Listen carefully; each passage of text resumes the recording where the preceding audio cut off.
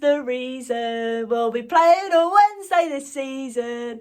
Kane with his mate from Sweden, Rodrigo Bentancur. Yes, ladies and gents, welcome to my instant match reaction where Tottenham have just beaten Leeds 4-3 at home. My days, what a rollercoaster of the game. If you're new to the channel, please remember to like, share, comment and subscribe so you never miss a video. Yes, it's Hollie's Hotspurs back with another one.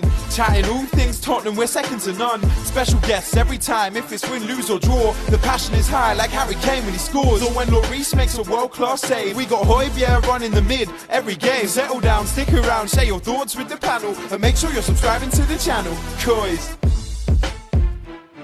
We go into the game obviously losing 2-0 at half-time, which is turning into a normal thing recently. Both those goals because of defensive clangers once again. We've seen Emerson Royale pull off, I don't even know how to even call what he did today. We saw him obviously nearly be able to bring the game back to 1-1 early on, but instead he decided to clear the stadium. Then we also saw him try and switch the play, which I think a 70-year-old probably could have performed with a lot more accuracy and power. But the less said about Emerson, the better, because he does come off just after the second half whistle blows to kick things off.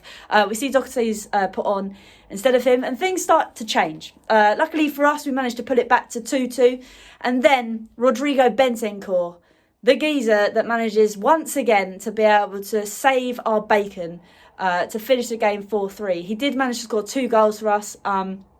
Honestly, here's the difference. And him and his ginger friend Kuleveski, again, I don't know what we do without them. They really, really do make the difference. I was sat there thinking when we were 2-0 down that we can't go into the World Cup with another loss under our belt, especially after the Forest embarrassment. Today we really needed to put on a show.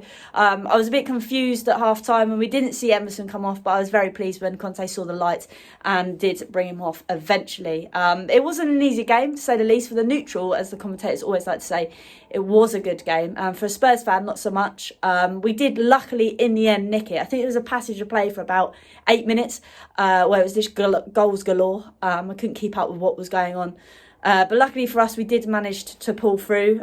Just be crazy to think if we had a very decent defence or a better defence, that we probably would have won that game a lot easier. But credit to Leeds for their performance today. I thought every single one of their goals was finished off very well.